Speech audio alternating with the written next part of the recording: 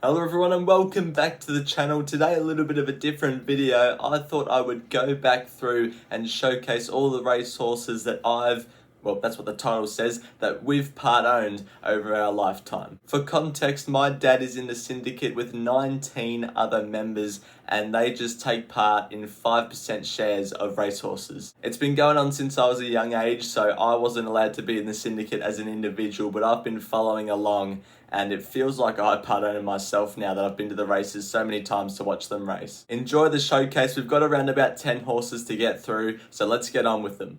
The first horse that we ever part owned was a horse called Powered, who was trained by Pat Carey, $20,000 buy from the English Premier sale. And Dad has always said from day one, ever since he bought this horse, that he had no idea what he was doing. He had no idea about pedigrees or what to look for in a horse. So he was just buying a few shares in racehorses. And Powered's a good example of why you should do your research before buying 5% shares in racehorses. Never made it to the racetrack under Pat. Had 2 starts for a small trainer out in the bush in Victoria. Ran last at both Penshurst and Avoca. So not one to remember, good old Powered. Another example of Dad saying he didn't know what he was doing when he bought a 5% share in a horse called Delago Wonder, trained by David Hayes, bought for $50,000. I'll just get up its race record, had 3 starts for nothing under us, ran basically last at Seymour, last at Ballarat, and I don't know how it opened $8 at Kyneton, but it ran near the back there as well. Enter Shadow Ninja, the first bit of racing success that we had as owners. His most notable win was on the 26th of April, but we'll get to that a bit later. Bought for $62,500 at the English Classic sale. Won 7 from 32, which was pretty good. I'll just bring up some of my most notable memories about this horse because it obviously raced when I was a young age. Shadow Ninja obviously raced in the Mark Kavanagh racing colours of the blue with sort of the finishing line sash across its body. I'll never forget the day that Terry Bailey early crowed another horse 50 metres into the race at a race that Shadow Ninja contested at Geelong. The rest speaks for itself. Already they're off. Magnus Rain missed it 3 lengths, so that's probably the end of him. Further back in the field, light enough making ground on the fence. Taking the front, however, is Shadow Ninja. Magnus Rain's coming fast. This is a big effort. Magnus Rain bombed the start, moved up, put his head in front. That's a huge win. Magnus Rain went on to win from Shadow Ninja and Spirit Sense. TB redeemed himself though when he called Shadow Ninja home at Seymour. I'm pretty sure on Cup Day, I think it was a benchmark 84 or something. He nearly went the early crow again, but luckily Shadow Ninja held on. Shadow Ninja waved them goodbye at the 150. 2 lengths in front now. Red Colossus, Stratigraphy, Pilot's Lane hurtling home. Shadow Ninja's run them into the ground. He streaks away the last little bit. Shadow Ninja wins. Stratigraphy got out late and he rushed home to run But second. this win takes the cake, a 0 to 90 over the 1300 metres at Sandown. And this was unbelievable. I think this is the best win I've seen from any of our horses ever, or the most enjoyable win. So for context, he was about 30 to 1 on this occasion. This was his first up run. Previously first up before this run, his record was about 5 starts for 1 second first up. And this is one of the main reasons that I got attracted to the sport of racing, because of this win. The excitement that followed after this win from Shadow Ninja was unbelievable. I was only about 8 years old and I just love watching the replay each and every time. Rich Jack allowed to roll along and he's a half a length in front. Up on his outside is Shadow Ninja when they corner 2.5 on Duke of Cornwall. Then Zeddy Knight light enough and Sir Fernando about 7 away from the leader when they flatten in. Further back is King Buddy. Inspectors pull to the outside. Rich Jack the leader. Shadow Ninja still goes with them about a length away as they go by the 400 metres, and they're about 3 lengths, maybe 4 lengths in front of Duke of Cornwall. Zeddy Knight and Spectre on the outside. It's Rich Jack, Shadow Ninja having a red hot go at him. They come to the 200, 4 in front of Spectre, continuing to come. Shadow Ninja on the outside, put his nose in front of Rich Jack, but Spectre, here comes the big grey. Shadow Ninja in front, Spectre's driving at him. They come to the line and hit it, and Shadow Ninja just held on from Spectre. Rich Jack third. The next horse we took part in was Kender Lad, bought for $50,000 at the English Premier sale by Greg Urell. 3 wins from 34 starts in its career. Had about 10 starts for Greg Urell and then the other 25 with Brendan McCarthy, a trainer called Brendan McCarthy. And the most memorable I was a bit young, so I can't really remember, but the most memorable thing about Kender Lad with Greg Urell, as you can see, he's in the red and white stripes on the inside, is when he ran in the listed Galilee Series final at Caulfield. He's settled in an on-speed position. As you can see, he gets shuffled back in the field to basically last, and you can see you will be able to see he loses a bit of ground when you get to the 50 metres, and I'll tell you why in a second. They're being followed then by the Little Engine, and making up a bit of ground too was Felamonte. Around the turn, the Terex is joined by Bring Something. Lonsavar trying to kick back to Little Engine next, but he's wanting to lay in and then throw the King and Felamonte. And Honey Steele's goal down the outside. Bring Something at the 200. The Little Engine starting to straighten up and come after him. Bring Something 3/4 in front of the Little Engine, 50 to go. Bring Something, he brings something to the table. A bit of power late and scores by 2 to Little Engine. Honey Steele's goal. So after that Galilee Series final run, Kender Lad pulled up short after the post, and it was revealed later that he had sustained a tendon injury. He was retired, and then 3 years later they actually brought him back and he raced with Brendan McCarthy. We decided to keep our 5% share, and this is how we got on. We were absolutely thrilled because second up off a 3-year break, he won, basically last to first, at Pakenham. It's Elegant Queen down to the 300, still with 2 lengths to spare on Page's Boy. And now comes Gold Artisan in the centre quite strongly. Coronation Trouble back on the inside. And here come the swoopers. Kender Lad from almost last is coming with a big run down the outside. Kender Lad has got to them in a flash. Second up from a 3-year break. That's been huge. 10 or 12 starts later after that, he ran in a benchmark 64 over 1600 at Caulfield on one of their Wednesday meetings. He was the outsider of the field, so again, we were expecting nothing, but he's finally settled close enough to the leader to be competitive. The pace was on a little bit, and he was able to do the rest. Ransom Money is just niggled at and almost going backwards, passed by Kapolenko. Kender Lad to the outer, followed by Helix Park. Hell on Earth behind those horses. Persian Empire up to Atlantic Express, approaching the 200, but with a sustained run, Kender Lad on the outside is joining in. Kender Lad takes the lead from Persian Empire, Atlantic Express, then Hell on Earth. It's Kender Lad at the 50. Persian Empire not done with. Kender Lad, Persian Empire comes back. Kender Lad beat Persian Empire. Another interesting thing about Kender Lad is that 3 starts before he was retired, he ran on Caulfield Cup Day in a benchmark 80 over 1700 metres. He was the outsider of the field on that occasion, so he started the outsider of the field in the worst race on Caulfield Cup Days. So in the end, we were just happy to be there. It was an enjoyable day overall. He finished 7th of 10. The next one was Denberg, bought for $70,000 by Mick Price from Karaka. Only had 1 start, didn't do anything, earned just over $1,000 in prize money. But have a look at this yearling photo. Does this horse not look like a Melbourne Cup winner to you? And Mick Price just didn't give him any time at all. It was just 1 run and then, yep, straight out to a regional trainer in Queensland. The best he could manage in Queensland was a 4th from 3 starts, but he never looked like winning a race. The next one was Lord Reset, bought for $25,000 by Greg Urell, who trained it. 8 starts for 0-0-0, didn't do much on the racetrack, but I have reason to suspect he would have been a Group 1 winner if this didn't happen. So this was set to be his debut run at Geelong. This was a maiden won by Land of Plenty. The Answer My Friend ran 2nd. Lord Reset got scratched about an hour before the race due to a sudden colic attack. Stable representative Jim Mason came up to me and my dad before the race and said he would have won today. So that means he would have beaten Land of Plenty, who won the Group 1 Toorak, and The Answer My Friend, who contested a few Group 1s, meaning that he should have been a Group 1 winner himself if he didn't have that colic attack. I'm not quite sure the story on this one. I was a bit young to remember and I haven't heard the story for a while, but somehow White Slipper ended up in our hands, bought for $230,000. It was trained by Colin Little, didn't do much on the racetrack, 7 starts for a 2nd and 2/3, only earned just under $8,000 in prize money.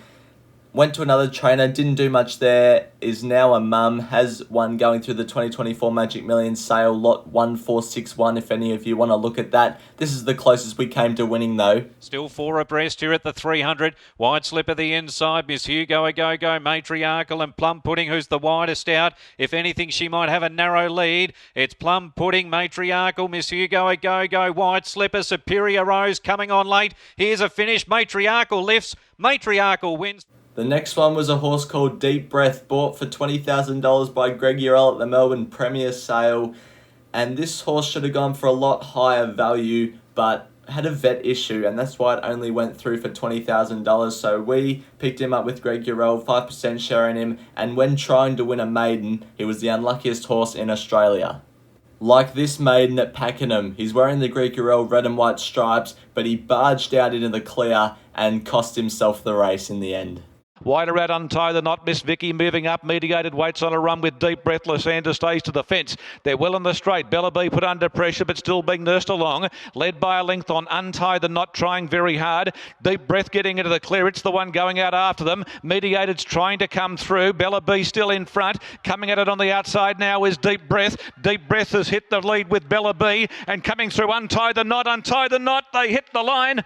I'm not 100% certain. Or like this maiden where Damien Oliver rode him at Moonee Valley, got into a handy position and got a heavy check from Jamie Carr on the outside horse. Away from the insiders, think better of it. Palacio Musico to the outside. Deep Breath got a little check. Sayumi moves up to Chevrolet, coming home strongly. Chevrolet kicks. Sayumi can't quite get to it.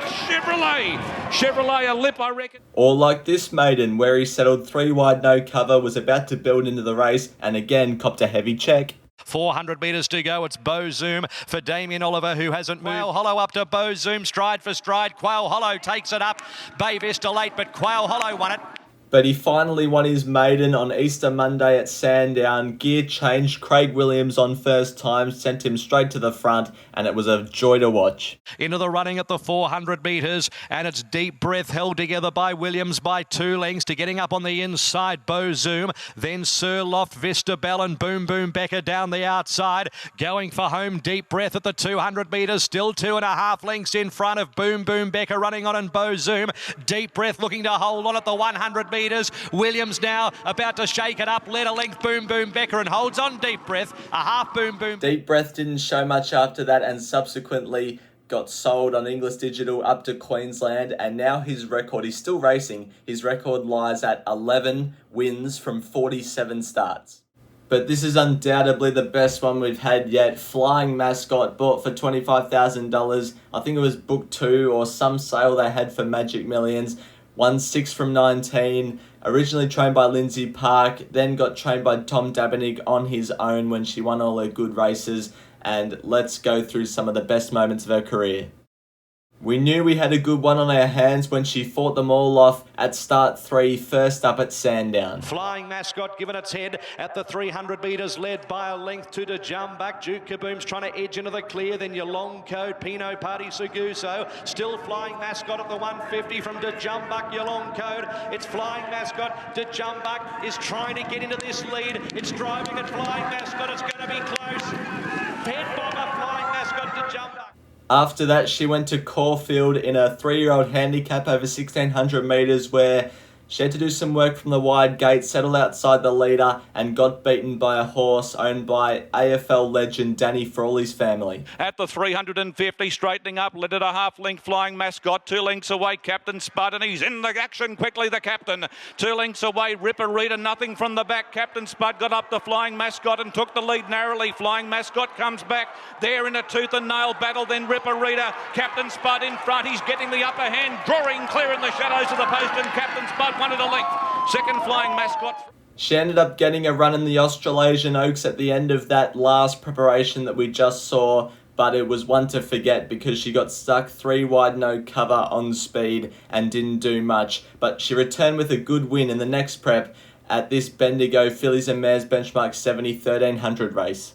Flying Mascot left the fence, every chance Palace Whisper, Toys on Fire down the middle and Redeal runs on. Flying Mascot at the 200 metres, Williams goes for the Persuader. Redeal is chasing Ballatiara, Agreeable late. Flying Mascot with 50 metres to go in front. Look at Agreeable, absolutely charging, but Flying Mascot beat Agreeable. Redeal third. I'll let the racing do the talking for this one, but so unfortunate we couldn't be there because it was during COVID times, but she won the Group 3 Tessio Stakes over 1,600 metres on Cox Plate Day in emphatic fashion. Then Starrell niggled at 2 lengths, Ecumenical, All Hallows Eve, Grace and Harmony, and more profits as they come up to the turn. 300 to go. Anna Vesto had a little bit left in the locker, led a length, but Flying Mascot's getting into the clear. Starrell runs up behind them from Princess Jenny. Flying Mascot sprinted through and takes the lead. This has been heavily backed, and And with 100 metres to go for Blake McDougall, this is going to be a big win. Flying Mascot driving away, and Flying Mascot won it easily from Star Rel Anavisto Princess Jenny.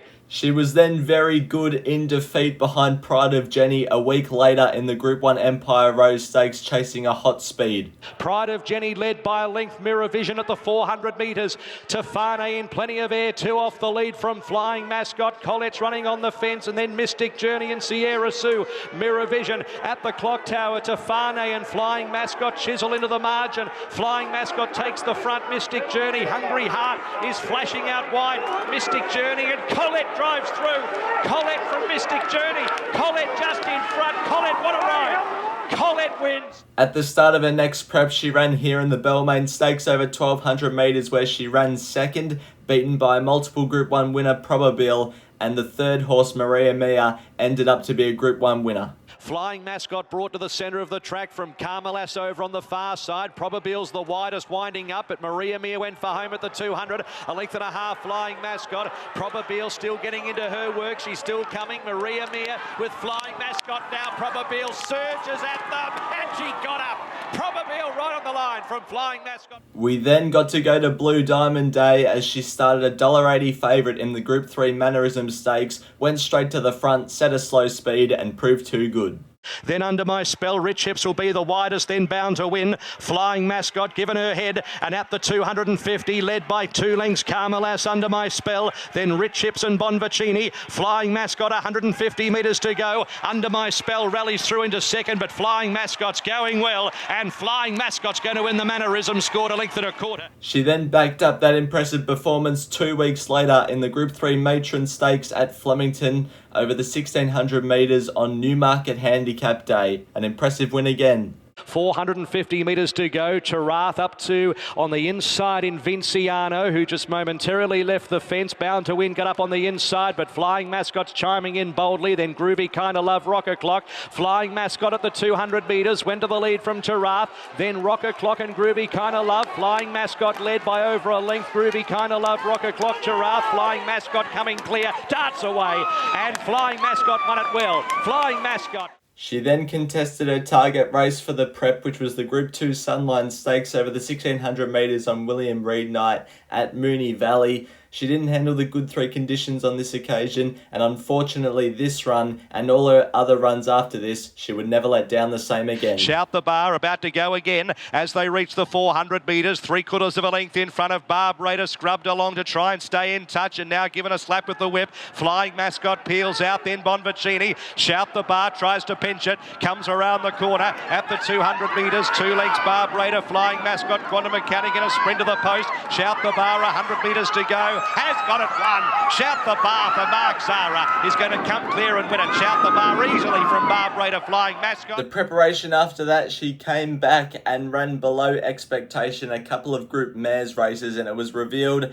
after that preparation that she had sustained a hairline fracture in her cannon. So that's obviously an explanation for the poor performances. We tried to bring her back again, and she ran third last and last in her last 2 career starts ever. So she could have been special, but injury cut her short. Throughout all that, we ended up picking a 5% share in a horse called Bring Me to Life, bought for $70,000, trained by Price and Kent Jr. Price and Kent Jr. trained the full brother to this horse called Tavasan, who ran in the Caulfield Guineas as a 3-year-old. So we thought the pedigree was good, but this horse just wasn't anything like his brother. Race ability or looks or attitude. He was a lot more calmer, and Tavasan was a feisty boy. But this was his most memorable win in a Cranbourne jump out over 800. They stuck the blinkers on for the first time, and he won by 7 or 8. We thought we had a horse on our hands here, but this was the only ever time that he jumped with the field with blinkers.